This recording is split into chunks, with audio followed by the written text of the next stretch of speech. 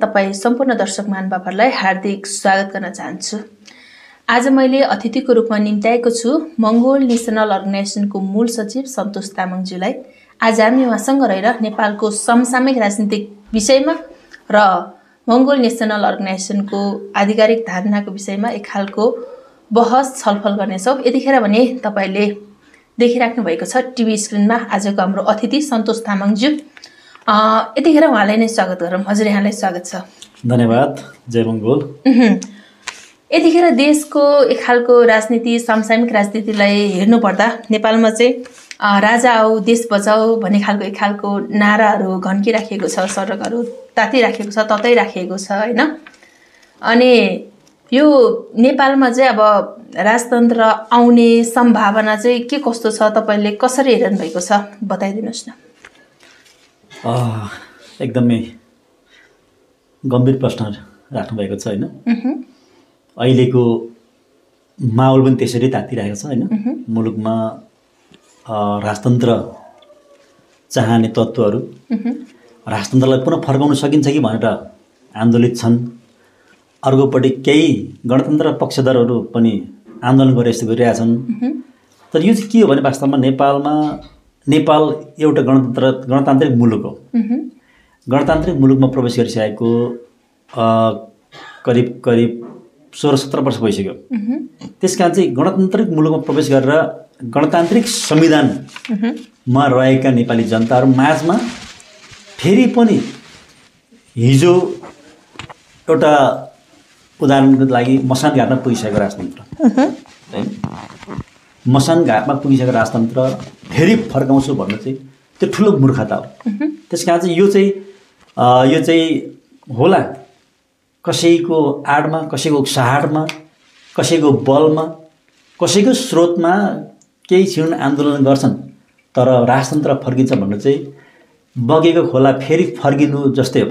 त्यसकारण चाहिँ यो सम्भव हुने कुरा होइन। राजतन्त्र नेपालमा फर्किँदैन चाहिँ प्रश्न हो। मंगोल नेशनल अर्गनाइजेसनले चाहिँ विभिन्न भाषण मन्तव्यहरूमा तपाईहरूको अब नेतागणहरूको विभिन्न एक खालको वक्तव्यहरूबाट पनि राजतन्त्र फर्किन सम्भव छैन, फर्किँदैन भन्नुहुन्छ।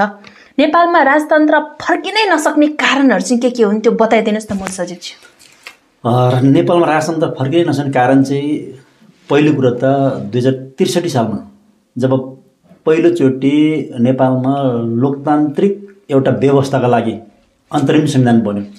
62-63 को एउटा आन्दोलन पछाडि 63 सालमा सम्पूर्ण नेपाली जनताका निम्ति नेपाली जनताले अब नेपाली भूमिमा हरेक यहाँको नागरिकले स्वतन्त्र रूपले, समानता रूपले, भातृत्वको भावनाबाट र सबै नागरिक सम्मानपूर्वक बाँच्न पाउने व्यवस्थाको लागि लडे बापत प्राप्त गरेको एउटा परिणाम हो लोकतान्त्रिक व्यवस्था।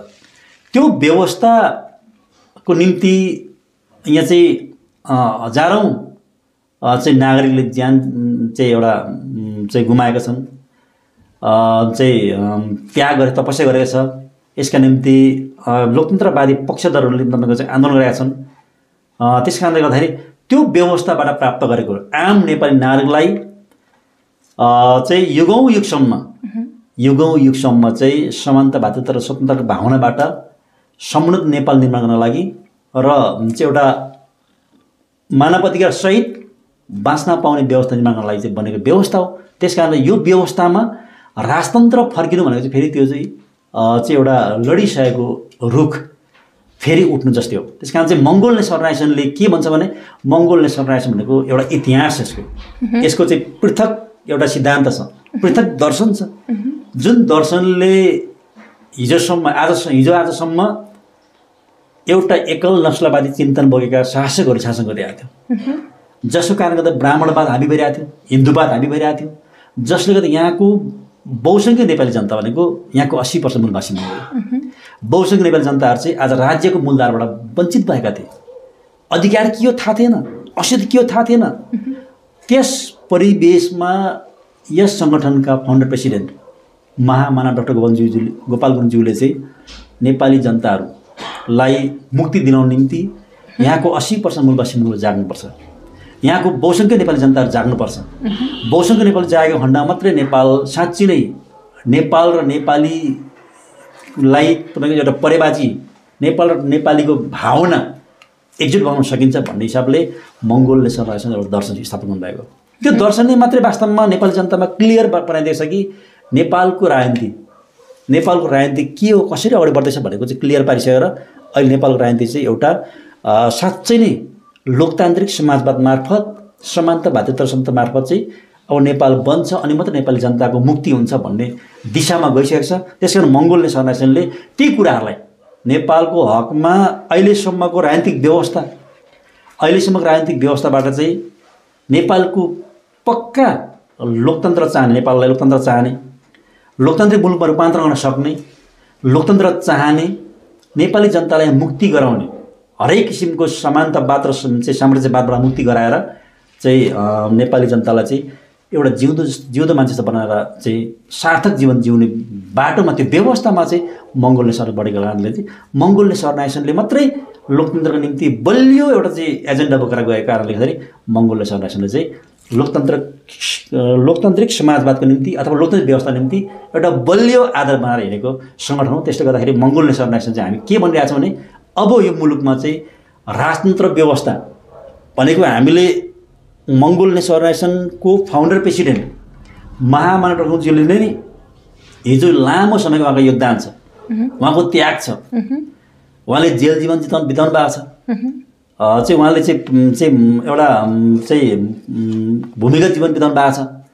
उहाँले चाहिँ अनेकौँ भुक्तमानहरू सहेर नेपाली जनतालाई मुक्ति दिनको लागि बहुसङ्ख्यक नेपाली जनतालाई मुक्ति दिलाउनको निम्ति खोलेको सङ्गठन भएको कारणले गर्दाखेरि चाहिँ मङ्गोल नेसनल अर्गनाइजेसनले बोलेको आवाज अहिले नेपालको एउटा चाहिँ नेपाली राजनीतिको चाहिँ एउटा वास्तवमा एउटा चाहिँ एउटा मेन बिन्दुमा पुगिसकेको कारणले गर्दाखेरि अब नेपालमा राजतन्त्र फर्किन्छ भन्ने कुरा चाहिँ वास्तवमा सपना जस्तो कुरा हुन्छ।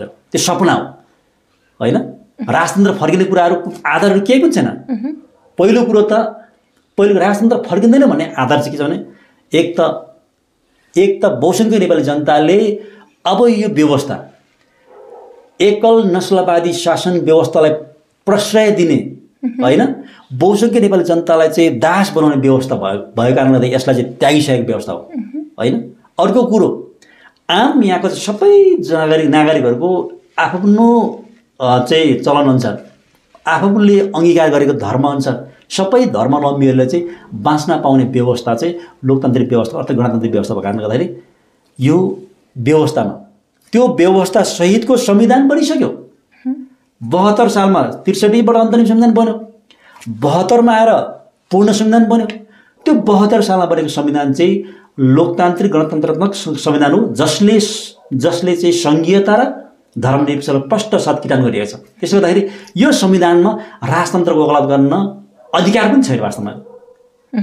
अहिले संसद धमिल्याउने काम गरिरहेछन्, संसदमा लोकतान्त्रिक व्यवस्थाको संसदमा राजतन्त्रको वकालत गर्नुको चाहिँ त्यो लोकतन्त्रमाथि ठुलो प्रहार गर्नु हो। त्यस कारण चाहिँ यो व्यवस्थामा राजतन्त्रको पक्षमा वकालत गर्नु चाहिँ वास्तवमा ठुलो त्यो एउटा चाहिँ के अरे यो गलत प्रविधि भइरहेछ। त्यो लोकतन्त्रमाथिको प्रहार हो। त्यसले गर्दाखेरि चाहिँ लोकतान्त्रिक संविधानले राजतन्त्रलाई चाहिँ त्यो चाहिँ प्रचार गर्ने, राजतन्त्रको लागि वकालत गर्ने अधिकार हुँदैन वास्तवमा। त्यसले गर्दाखेरि चाहिँ मङ्गोल नेसनल अर्गनाइजेसनले चाहिँ हिजो स्थापनाकालदेखि यसको स्थापना त लामो समयदेखि हो, पञ्चायत व्यवस्था दिने हो, लामो समय तपाईँले चाहिँ एक खालको एउटा चाहिँ सङ्घर्ष गरेको छ। यसको सङ्घर्ष इतिहास छन्, 18 वर्षमा दर्ता नदिएको इतिहासहरू छन्। त्यस पछाडि तपाईँको चाहिँ 2064 सालमा दर्ता पाए पछाडि पनि हामीले लोकतान्त्रिक व्यवस्था अनुसार पनि तपाईँको चाहिँ एउटा चाहिँ राजनीतिक दलको प्रक्रियाको रूपमा अगाडि बढेर चाहिँ मङ्गोल नेसनल अर्गनाइजेसनले लोकतन्त्र धर्मनिरपेक्ष प्रान्तीय सरकारको लागि प्रमुख पहरेदारको रूपमा हामीले भूमिका खेलिरहेका छौँ। त्यसले गर्दाखेरि नेपालमा राजतन्त्र व्यवस्था फर्किन्छ भन्नु चाहिँ अघि मैले भने लडिसकेको रुख फेरि उठ्छ है भन्नु जस्तै हो, बगिसकेको खोला फेरि फर्किन्छ है भन्नु जस्तै हो। त्यस कारण चाहिँ यो चाहिँ सम्भावित हुने कुरा होइन, सम्भव हुने कुरा होइन। राजतन्त्र फर्किन्छ भन्ने कुरामा चाहिँ यो चाहिँ कसैले पनि होइन यसमा चाहिँ विश्वास नगरे हुन्छ भन्ने कुरा म राख्न चाहन्छु।